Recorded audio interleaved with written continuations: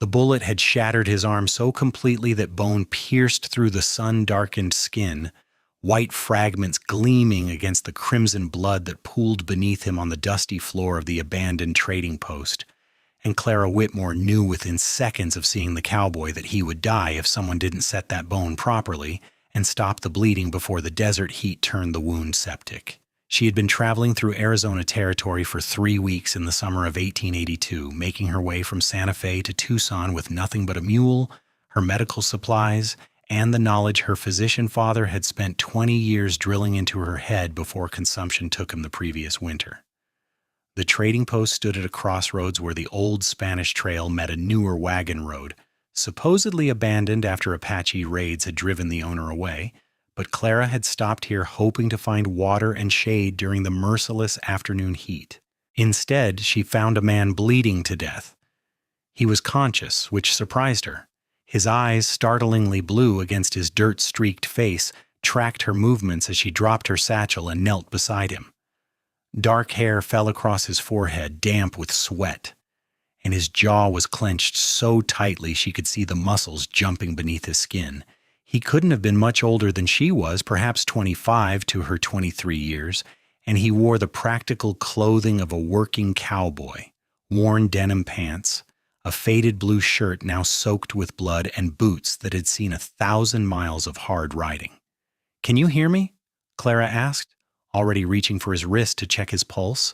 It was rapid but steady, stronger than she had expected given the blood loss. "Yes, ma'am."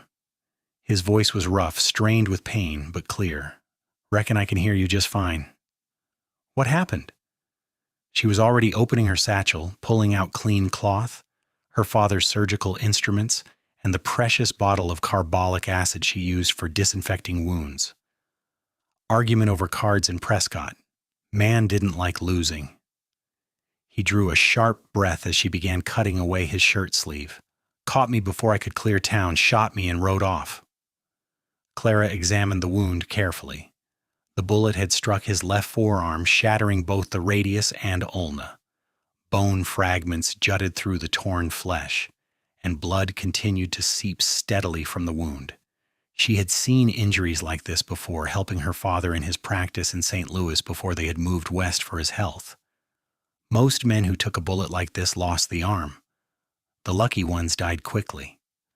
The unlucky ones lingered for days while gangrene spread through their system. "I need to set this bone," she said, meeting his eyes directly. "It's going to hurt worse than anything you've ever felt. I have laudanum, but not much, and I'll need to save most of it for after." "Do what you need to do, ma'am." He reached for a piece of leather harness lying nearby and put it between his teeth. "I'm ready?" She wasn't sure any man could be ready for what she was about to do, but she had no choice. The bone had to be set properly, or infection would kill him within days. Clara poured water over her hands, then splashed carbolic acid over them and her instruments. The sharp smell filled the close air of the trading post. "What's your name?" she asked, positioning herself to get the best leverage on his arm. Cole Hastings." The words were muffled around the leather strap. "I'm Clara Whitmore. I'm going to start now, Cole." She didn't give him time to brace himself further. Working with a shattered bone required speed and precision.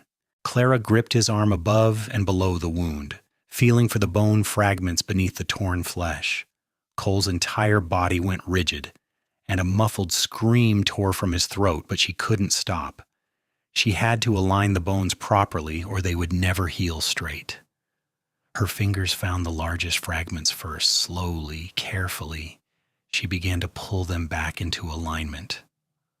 The bones grated against each other with a sound that made her stomach turn, but she kept working. Sweat ran down her face and soaked the back of her dress. Cole had passed out, which was a mercy.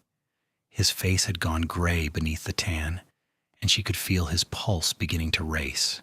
It took nearly an hour. Clara removed 3 small bone fragments that would never reattach, cleaned the wound as thoroughly as she dared, and pulled the edges together with careful sutures. Her hands shook by the time she finished bandaging the arm and splinting it with 2 straight pieces of wood from a broken crate. She had used almost all of her surgical thread and half her bandages. Cole remained unconscious while she worked. Clara checked his pulse again and found it steadier than before. The bleeding had stopped, and the bones were as properly aligned as she could manage without a surgical theater and proper equipment. Now it was a matter of whether infection would set in. She sat back on her heels and wiped her forehead with the back of her hand. The trading post offered little comfort, but it had a roof and walls, which was more than the open desert provided. Clara found a relatively clean corner and dragged Cole into it using his bedroll, which had been lying nearby as a cushion beneath him. Then she went to check on her mule and bring in her supplies. The sun was beginning its descent toward the western horizon, painting the desert in shades of orange and red. Clara led her mule to a trough behind the trading post that still held a few inches of muddy water. Cole's horse, a rangy buckskin gelding, stood nearby with trailing reins. She tended both animals, then brought her packs inside and barred the door.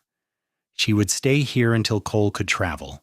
That might be days or weeks, depending on how his body responded to the injury. Clara built a small fire in the old hearth, using wood from broken furniture, and put water on to boil.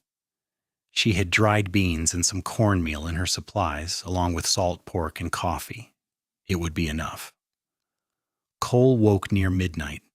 Clara was dozing against the wall, her father's pistol in her lap, when she heard him groan. She was at his side immediately, checking his forehead for fever. His skin was warm, but not dangerously hot. "Easy," she said as he tried to sit up.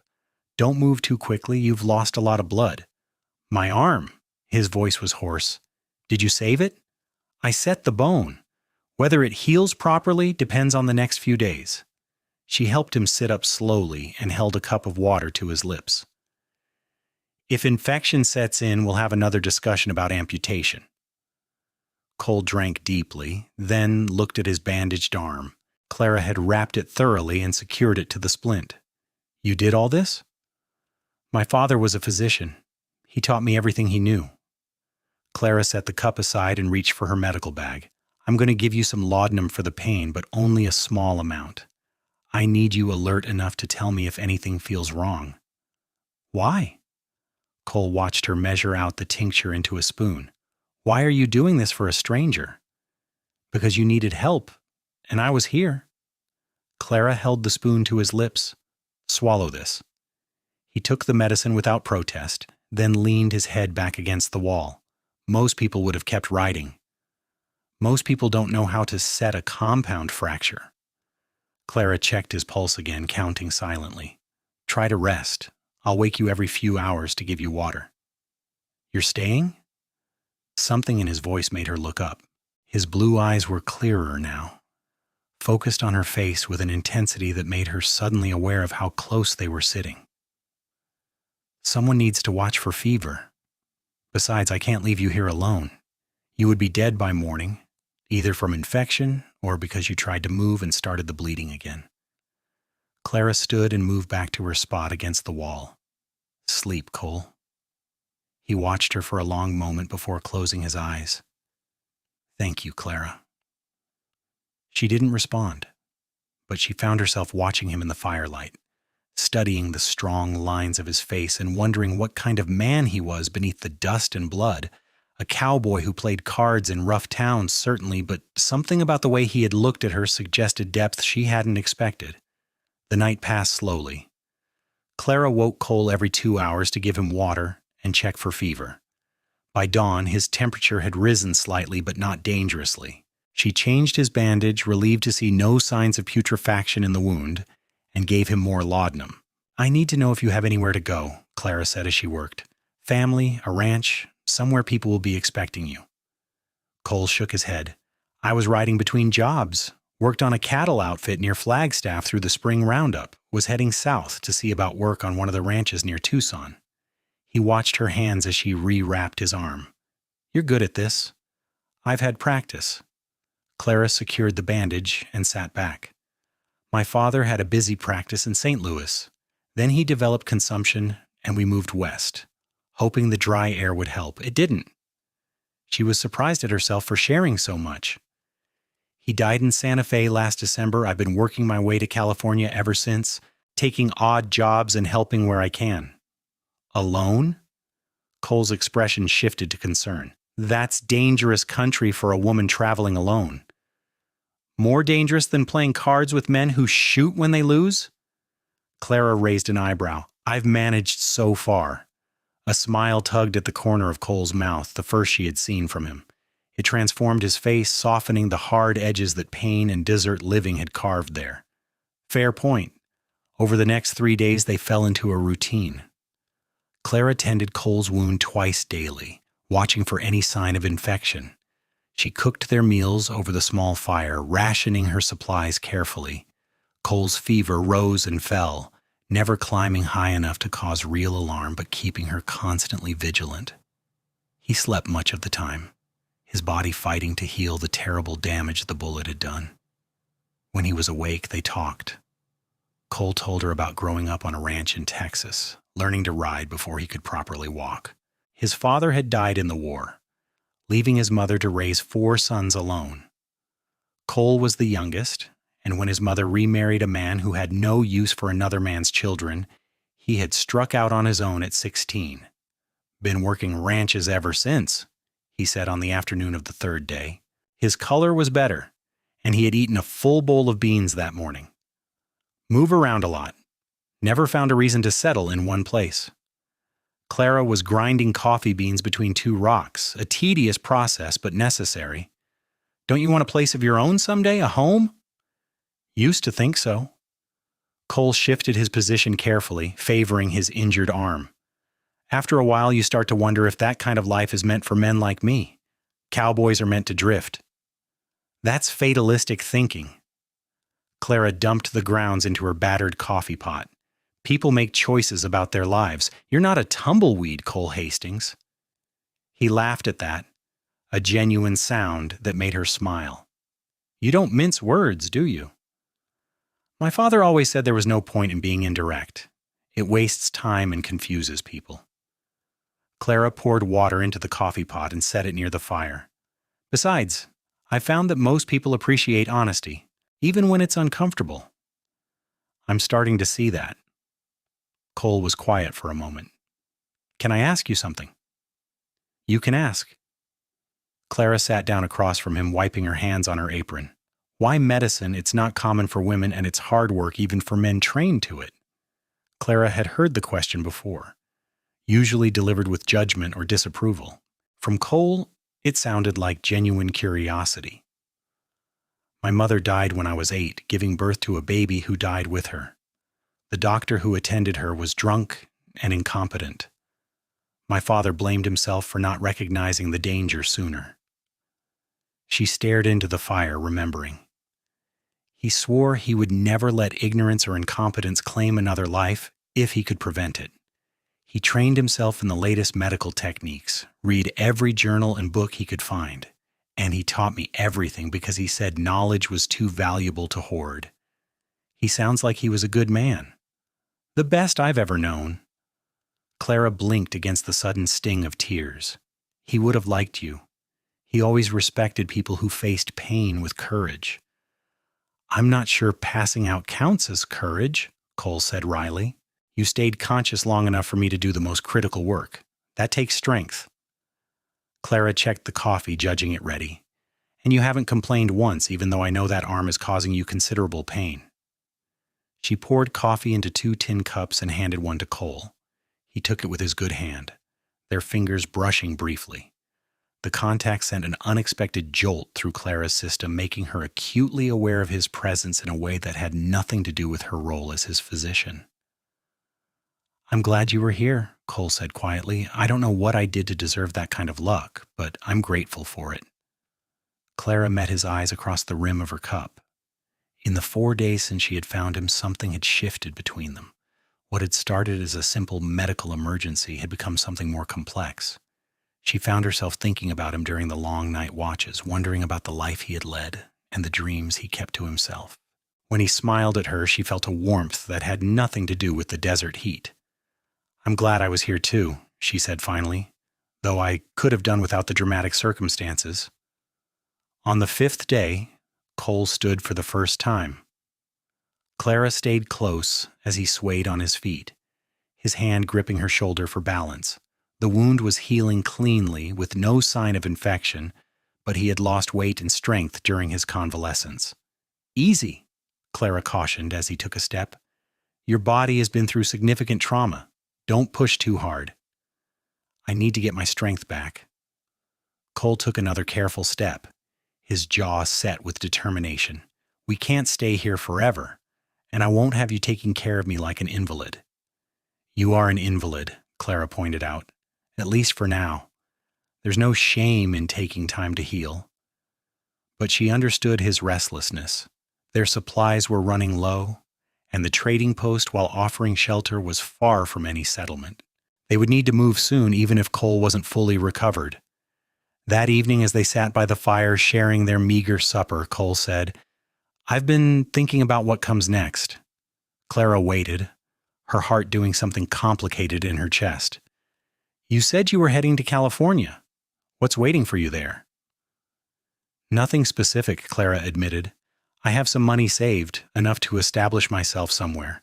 I thought I might find work with a doctor who needs an assistant, or perhaps offer my services in a town without proper medical care."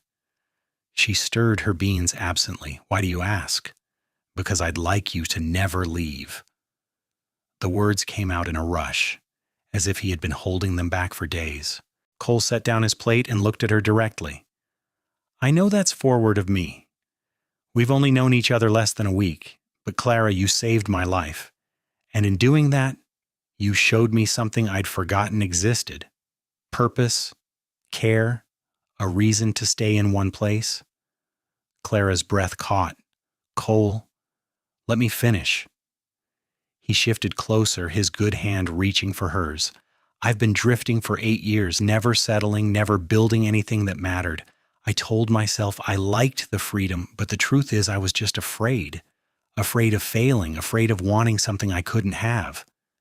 His blue eyes held hers with an intensity that made her pulse race. "Then you walked into this trading post and saved me, not just from dying, but from that empty life. I don't want to go back to it." "What are you saying?" Clara's voice came out barely above a whisper. "I'm saying that if you're willing to take a chance on a cowboy with a broken arm and a habit of getting into trouble, I'd like to build something with you. A life, a home, whatever that looks like." Cole squeezed her hand gently. "I know I don't have much to offer right now. No land, no house, no money to speak of, but I'm a hard worker. And I learn fast. And I swear to you that I would spend every day trying to be worthy of the gift you gave me." Clara looked at their joined hands, her mind racing. Everything he was suggesting was impractical and probably foolish. They barely knew each other. He was injured and broke. She had her own uncertain future to figure out. By every rational measure, she should thank him for the sentiment and continue on her planned route to California. But Clara had learned from her father that life was short and precious, that chances for a real connection were rare and should be treasured when they appeared. She had felt the pull toward Cole almost from the first moment she had met his eyes in the blood and dust. Over the past 5 days, that pull had strengthened into something deeper, a recognition that seemed to go beyond logic or reason. "I'm not looking for worthiness," Clara said slowly. "I'm looking for honesty, partnership, someone who sees me as more than just a woman who needs protection or a helpmate to make his life easier." She met his gaze squarely. "Can you offer me that?" "Yes." Cole didn't hesitate.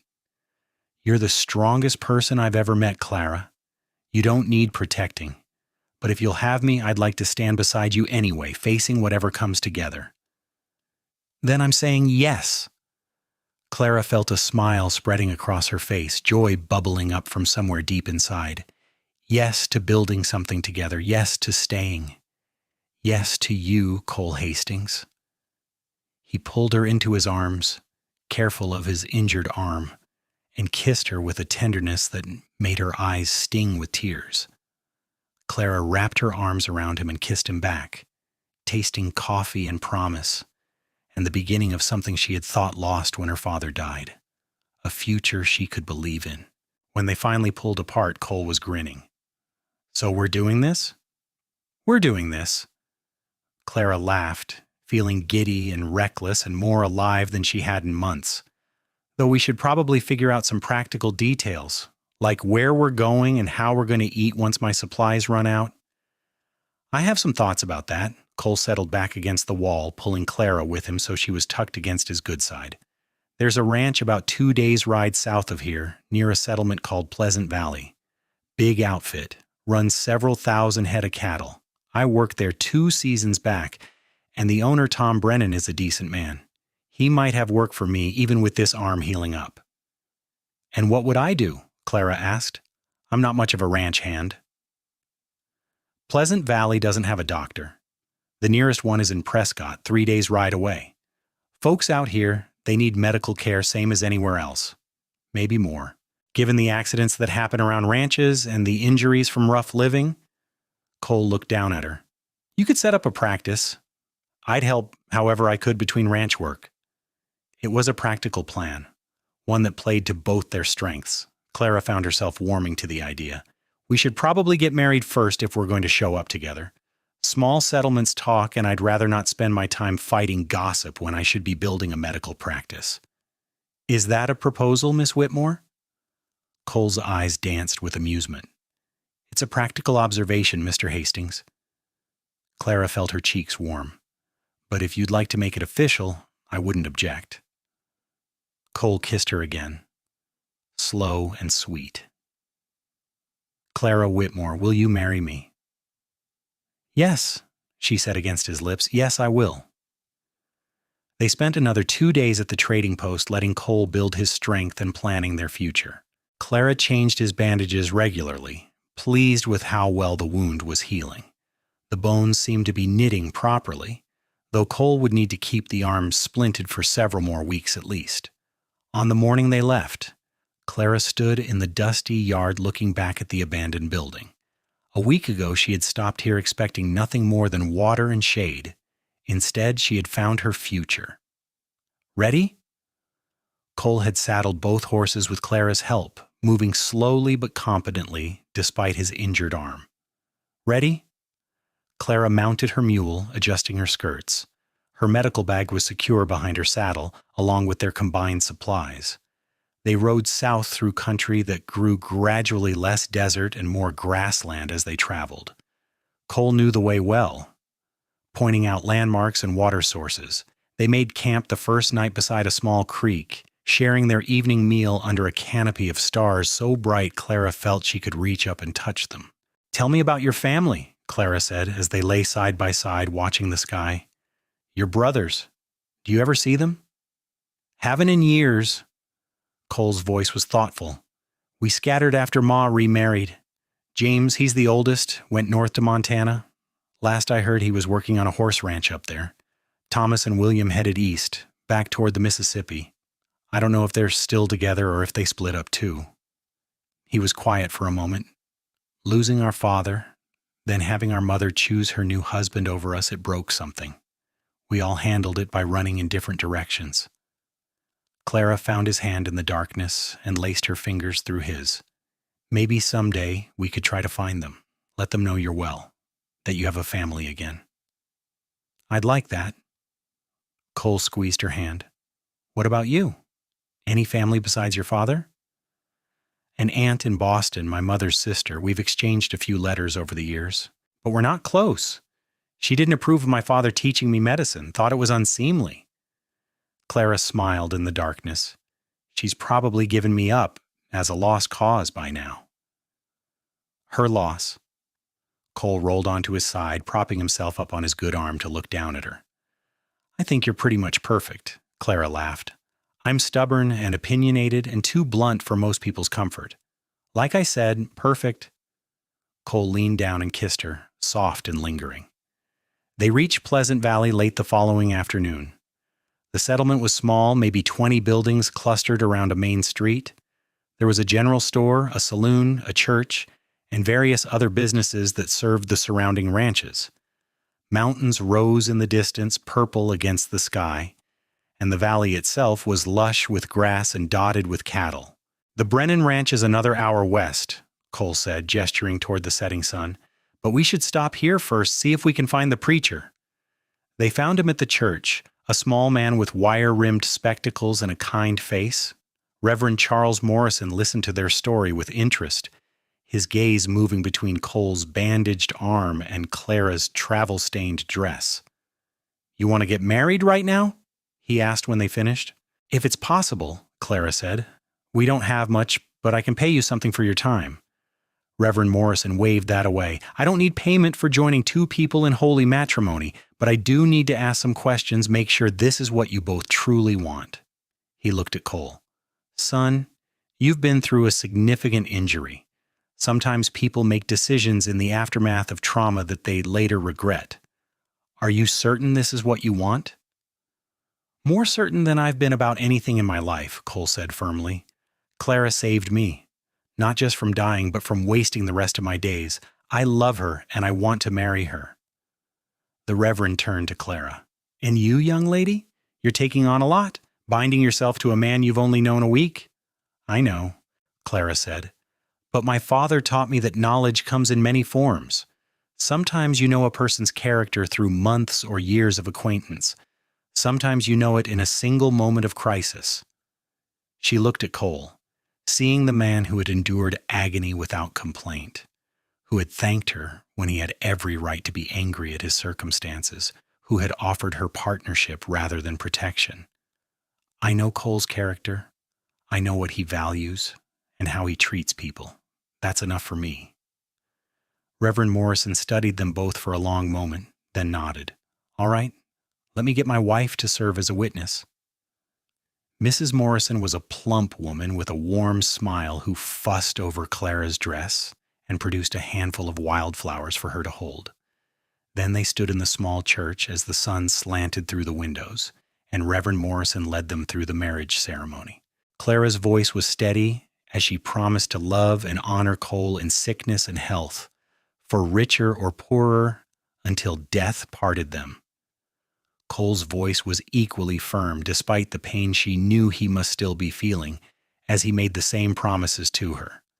"I now pronounce you husband and wife," Reverend Morrison said, beaming at them. "Cole, you may kiss your bride." Cole did thoroughly, while Mrs. Morrison dabbed at her eyes with a handkerchief and declared it the most romantic thing she had seen in years. "Where will you stay tonight?" Mrs. Morrison asked after Clara had signed the marriage register in her neat script. "The saloon rents rooms, but they're not exactly suitable for newlyweds." "We were planning to ride out to the Brennan Ranch," Cole said. "I used to work there, and I'm hoping Tom might have a position for me." "At this hour? That's foolishness with your arm still healing." "Mrs." Morrison shook her head decisively. "You'll stay with us tonight. We have a spare room, small but clean. Tomorrow you can ride out to the ranch properly rested." Clara and Cole exchanged a glance, and Clara saw her own gratitude reflected in his eyes. "That's very kind of you," Clara said. "We accept with thanks." The Morrisons' home was attached to the church, a tidy cabin with whitewashed walls and bright curtains. Mrs. Morrison fed them a hot meal of chicken and dumplings, the best food Clara had tasted in weeks, while asking interested questions about Clara's medical training. "You're truly a physician?" she asked, her eyes wide. "I'm trained in medicine," Clara clarified. "I don't have a formal degree from a medical college since they don't admit women, but my father taught me everything he learned in his years of practice, and I assisted him with hundreds of cases." "We need a doctor here desperately," Mrs. Morrison said. "People are always getting hurt, and it's such a long journey to Prescott. Just last month, Carl Watson's boy broke his leg in a riding accident. They had to set it themselves, and now the boy walks with a terrible limp." "I could look at him," Clara offered, "if the parents are willing. Sometimes a poorly healed break can be rebroken and set correctly, though it's not a pleasant process." "Would you?" Mrs. Morrison clasped her hands together. "Oh, that would be wonderful. I'll spread the word tomorrow that we have a real doctor in town." That night, Clara lay in Cole's arms in the narrow bed, listening to his heartbeat under her ear. They had consummated their marriage with tenderness and care, Cole mindful of his injury and Clara aware of his pain. Now, in the quiet darkness, she felt a peace she hadn't known since her father's death. "Are you happy?" Cole asked softly, his fingers tracing patterns on her shoulder. Yes? Clara lifted her head to look at him. Are you? Happier than I knew I could be. Cole kissed her forehead. Thank you for taking a chance on me. Thank you for asking me to stay. Clara settled back against his chest. I think we're going to build something good here, Cole. I know we are, he said with certainty. In the morning, they said goodbye to the Morrisons and rode west to the Brennan Ranch. The spread was impressive, covering thousands of acres of grazing land. The main house was a sprawling structure of wood and stone, and outbuildings dotted the landscape, barns, bunkhouses, corrals, and sheds. Tom Brennan was a big man in his 50s with gray threading through his dark hair and sharp eyes that missed nothing. He recognized Cole immediately and welcomed him with a firm handshake, though his gaze lingered on Cole's bandaged arm. Heard you had some trouble up in Prescott, Brennan said, after Cole had introduced Clara as his wife. Man who shot you rode through here a couple weeks back, bragging about it in the saloon before he moved on. Some folks wanted to go after him, but by the time we heard, he was long gone. That's past now, Cole said. What matters is I'm healing, thanks to Clara. He explained briefly how they had met and married. I'm looking for work, Tom, if you have any available. I know I can't do heavy labor yet, but in a few weeks, I'll be back to full strength. Brennan stroked his beard thoughtfully. I could use another hand. Lost 2 men last month when they decided to try their luck in the silver mines. And I heard from Charles Morrison this morning that your wife is a doctor. That true, Mrs. Hastings? Clara straightened in her saddle. I'm trained in medicine. Mr. Brennan, I'd like to establish a practice in Pleasant Valley if possible. Then here's my offer. Brennan's eyes gleamed. I'll give you a job, Cole, and a place to live. That cabin over there by the creek. It's small but sound. In exchange, I want Clara available to tend my ranch hands when they get hurt or sick. I pay for her services same as I would any doctor, but I get priority for my men. Fair? Cole looked at Clara, and she nodded. It was more than fair. It was perfect. Deal, Cole said, shaking Brennan's hand again. The cabin was indeed small, just 2 rooms and a loft, but it had a good roof, a stone fireplace, and windows that let in plenty of light. Clara stood in the main room and imagined it as a home. Furniture they would build or buy, curtains she would sew, a table where they would share meals, and one room could be their bedroom, and the other could serve as her examination room for patients who came to the house. What do you think? Cole asked, coming up behind her and wrapping his good arm around her waist. I think it's perfect. Clara leaned back against him. We can make this work, Cole. I know we can. They spent the next weeks settling in. Cole started light work around the ranch, mostly tending horses and mending tack until his arm healed enough for heavier labor. Clara set up her medical practice, and word spread quickly through the valley. She treated broken bones, infected wounds, fevers, and all the various ailments that plagued people living hard lives in difficult country. The Watson boy came with his parents, and Clara examined the poorly healed leg. As she had suspected, the bone had knitted at an angle, causing the limp. She explained to the parents what would be required to fix it. I'll need to re-break the bone and set it properly, she said gently. It will be painful. And there's always a risk with any surgery, but if you want him to walk normally, it's the only option. They agreed. Clara performed the procedure in her cabin with Cole assisting and the boy's parents waiting anxiously outside. It took 2 hours of painstaking work, but when she finished, the bone was properly aligned and splinted. Keep him off it for 6 weeks, Clara instructed. Bring him back every week so I can check the healing. If all goes well, he should have full use of the leg. 6 weeks later, young Thomas Watson walked into her cabin without a limp, and his mother cried with joy. Clara's reputation was sealed. Patients came from all over the valley. Clara treated cowboys kicked by horses, children with fevers, women with difficult pregnancies. She delivered her first baby in Pleasant Valley on a cold November night, riding through darkness to a homestead on the eastern edge of the valley. The labor was long and hard, but mother and daughter both survived, and Clara rode home at dawn feeling exhausted and exhilarated. Cole was waiting for her, anxiety clear on his face. I was worried, he said, pulling her into his arms. You were gone so long. Baby was turned wrong. Took time to get her positioned properly. Clara leaned against him, bone-tired. But they're both fine. Come to bed. Cole guided her toward their room. You need rest. Clara slept through the day, waking in the afternoon to find Cole had done the washing and prepared food. His arm had healed remarkably well. He had full range of motion, though the limb would always carry scars from the bullet and her surgery. Winter came to Pleasant Valley, bringing cold rains and occasional snow. Clara and Cole settled into married life with an ease that surprised them both. They worked side by side, building their home and their place in the community. Cole proved to be a talented carpenter, constructing furniture for their cabin and helping neighbors with repairs. Clara's medical practice grew steadily, and she found herself welcomed into the lives and homes of people throughout the valley. On Christmas Eve, they attended services at the church, then had dinner with the Morrisons. Sitting by the fire afterward, Clara felt Cole's hand find hers, and she squeezed back, silently grateful for the bullet that had brought them together. Spring arrived with wildflowers and new calves. Clara discovered she was pregnant in April, a fact she confirmed herself before telling Cole. She waited until they were alone in their cabin one evening, the last light of day filtering through the windows. I have news, Homing Na, she said, setting aside her mending. Cole looked up from the harness he was repairing. Good news or bad news? That depends on your perspective, Clara smiled.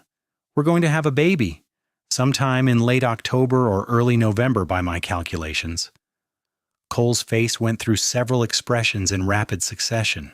Shock, joy, wonder, and finally settling on a grin so wide it made Clara laugh. He crossed to her in 3 strides and lifted her carefully, spinning her once before setting her down and kissing her soundly. That's wonderful, he said when they came up for air. Are you happy about it? Very happy. Clara touched his face. Are you? Happier than I can say. Cole placed his hand on her still flat stomach. A baby. Our baby.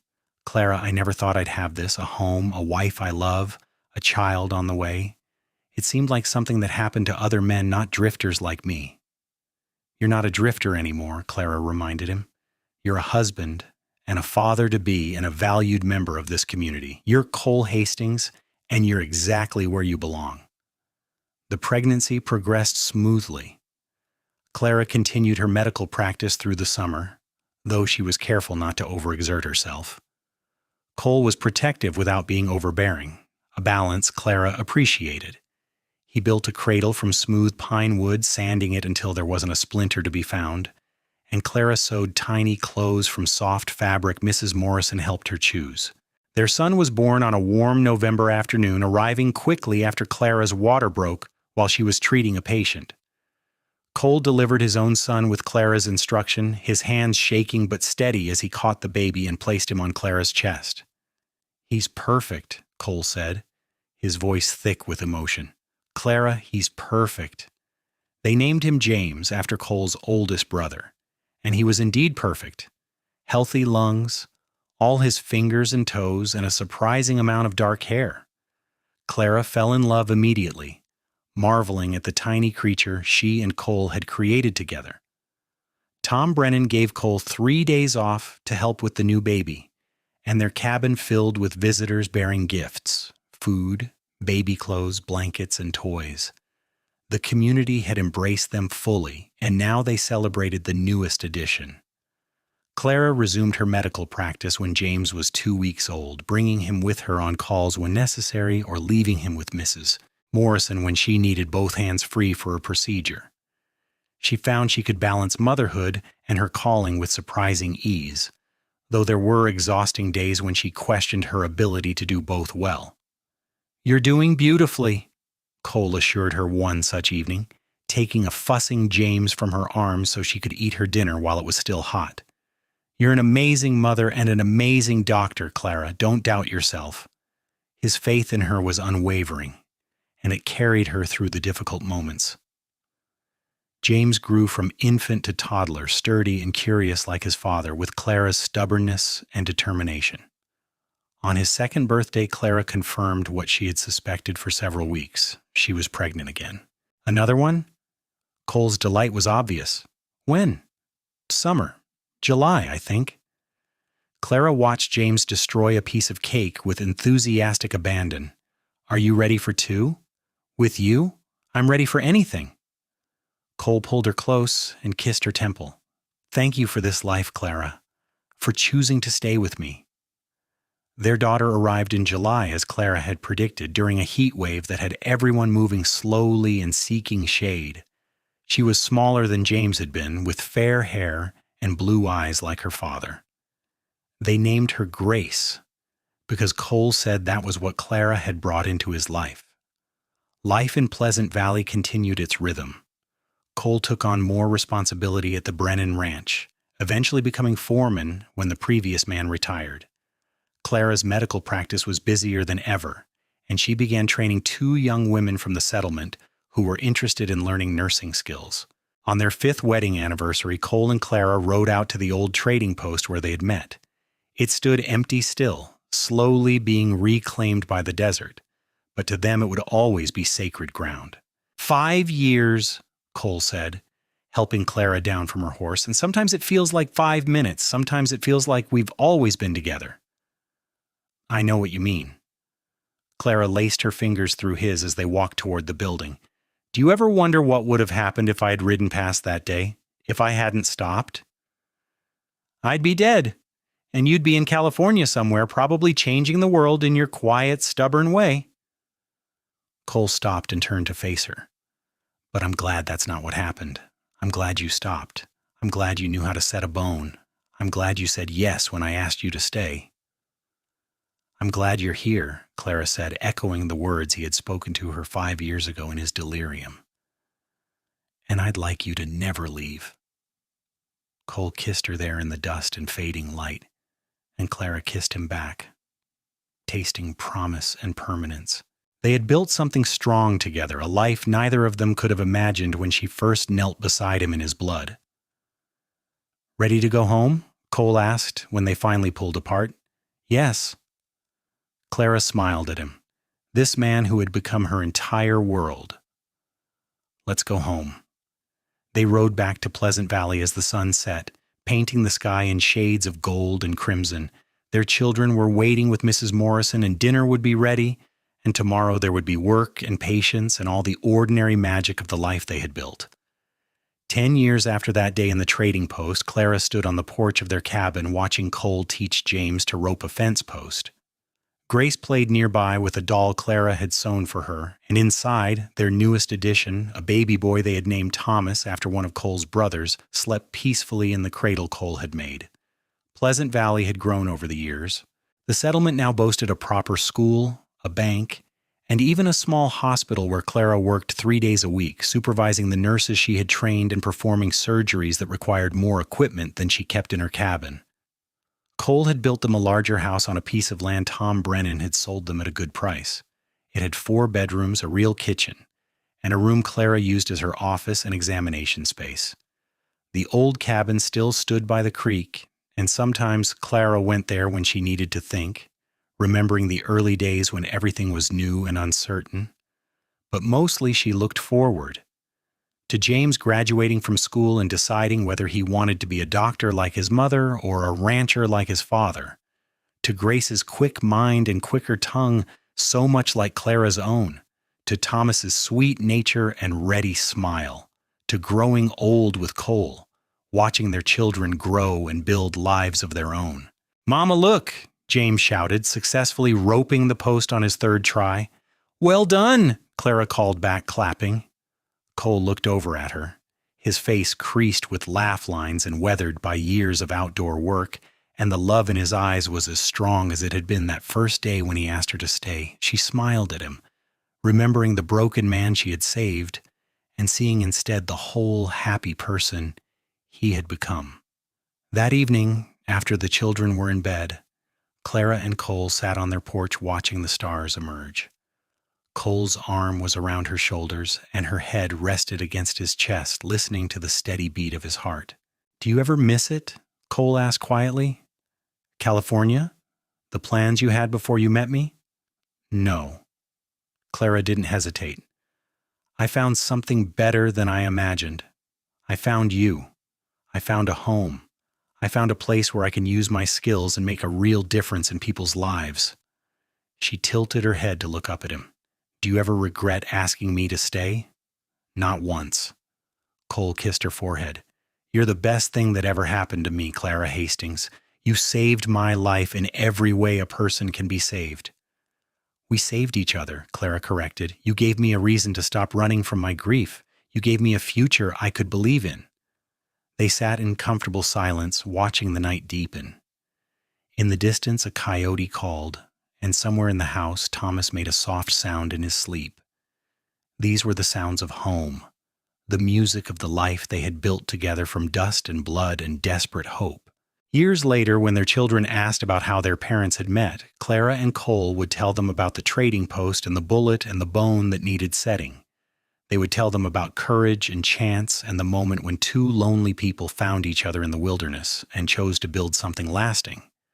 But they would also tell them about the days and weeks and years that followed, because love wasn't just about the dramatic moment of meeting. It was about the choice to stay, renewed every day. It was about building a home together, raising children together, facing hardship and joy together. It was about the quiet moments on the porch and the loud chaos of family dinners. It was about trusting someone with your dreams and your fears and your whole imperfect self. James grew up to become a veterinarian, combining his mother's medical knowledge with his father's love of animals. He married a rancher's daughter and settled on a spread north of Pleasant Valley, close enough to visit regularly. Grace became a teacher, fierce and dedicated like her mother, and fought for education for all the children in the valley, regardless of their family circumstances. She married a lawyer from Tucson who supported her passion for justice and equality. Thomas followed his father into ranching, taking over the Brennan spread when Tom retired, and his gentle nature made him a beloved employer and community member. Clara continued her medical practice well into her 60s, finally retiring when her hands began to shake too much for delicate surgery. She trained a young doctor from back east to take over, a woman who reminded Clara of herself at that age, determined, skilled, and ready to prove herself in a world that didn't always welcome female physicians. Cole worked the ranch until his back gave him trouble, then transitioned to consulting and teaching younger men the skills he had spent a lifetime perfecting.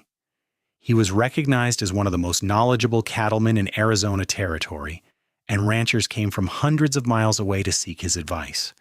They grew old together, Clara and Cole, their bodies wearing down but their love as strong as ever. They celebrated 50 years of marriage, surrounded by children, grandchildren, and a few great-grandchildren, and the party lasted well into the night. 50 years, Cole said, when they were finally alone in their bedroom, helping each other undress with the practiced ease of long partnership. Who would have thought that day in the trading post? I think part of me knew, Clara said, settling into bed beside him, when I looked at you and saw the kind of man you were, even bleeding and in pain. I think I knew you were going to be important to me. Best day of my life, getting shot, Cole joked, and Clara swatted his arm. Don't say things like that. You could have died. But I didn't. You saved me. Cole pulled her close, and she fit against him as perfectly as she had 50 years ago. You've been saving me every day since.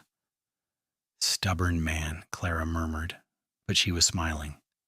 I love you, Cole Hastings. I love you, Clara Hastings. Cole kissed the top of her head. Thank you for stopping that day. Thank you for knowing how to set a bone. Thank you for staying. Thank you for asking, Clara whispered. They fell asleep like that, wrapped around each other. And when Clara woke in the morning, Cole was gone. His heart had simply stopped during the night, the doctor said later. He had died peacefully, in his sleep, with the woman he loved beside him. Clara mourned him deeply, the grief sharp and terrible. But she also celebrated him, remembering the 50 years they had shared and the life they had built together. She lived 3 more years, long enough to see James's first grandchild born and to attend Grace's daughter's wedding, long enough to finish her memoirs, a detailed account of medical practices in the Arizona territory that would be published after her death and become a standard reference for frontier medicine. When Clara died, peacefully in her sleep like Cole had, her children buried her beside him in the Pleasant Valley Cemetery. Their shared headstone read simple and true: Clara Whitmore Hastings, 1859 to 1935. Physician and healer Cole Hastings, 1857 to 1932, beloved husband and father together forever. But the real monument to their lives wasn't the stone.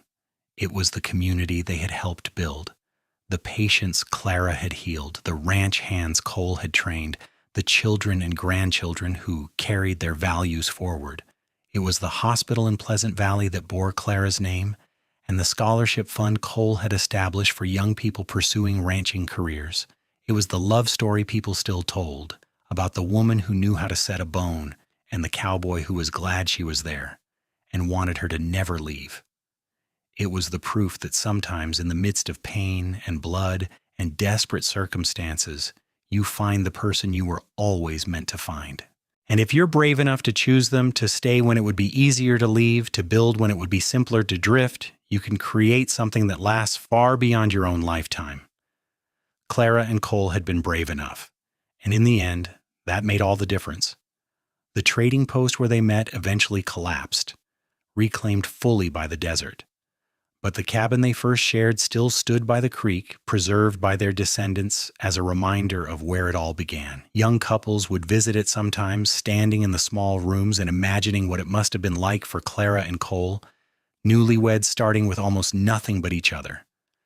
And the story would be told again, passed down through generations, the story of a woman traveling alone through dangerous country, a man shot and bleeding, and a moment of chance that became a lifetime of choice.